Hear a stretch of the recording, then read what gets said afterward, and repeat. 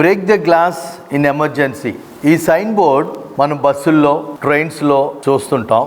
అత్యవసర పరిస్థితుల్లో అద్దాన్ని పగలగొట్టి ప్రాణం కాపాడుకోండి అని మనకి హెచ్చరిస్తూ ఉంటది. విశ్వాస యొక్క ప్రార్థన break the glass in emergency లాగా మారిపోయింది. అవసరం వచ్చినప్పుడు ప్రార్థిస్తున్నాం, కష్టం వచ్చినప్పుడు ప్రార్థిస్తున్నాం, శ్రమలు వచ్చినప్పుడు ప్రార్థిస్తున్నాం, అంతే తప్ప ప్రార్థనకి సమయాన్ని ఇవ్వలేని పరిస్థితిలో ఉన్నాం. ఓ భక్తుడు ఇలాగంటున్నాడు, prayer innermost part and untapped resource and unexplored continent where untold treasure remains to be unearthed. ప్రార్థన అనేది చాలా వరకు ఉపయోగించబడని వనరు. ప్రార్థన అనేది చాలా వరకు ఉపయోగించబడని వనరు, అన్వేషింపబడని ఖండం. ఇక్కడ చెప్పలేనంత నిధిని వెలికి తీయవలసి ఉంది.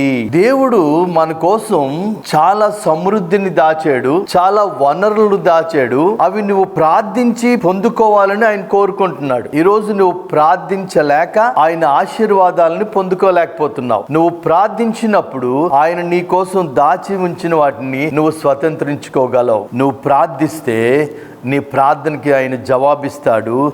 నీ ప్రతి అవసరాన్ని ఆయన తీర్చగలడు.